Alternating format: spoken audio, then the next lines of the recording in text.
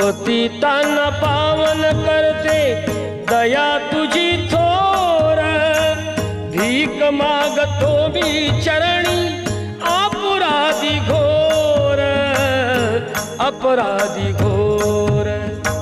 क्षमा करी क्षमा करी क्षमा करी बा विठ्ठला, अंगी नाही त्राण, मिळे जाने मुक्ती ऐसे द्यावे मज ध्यान।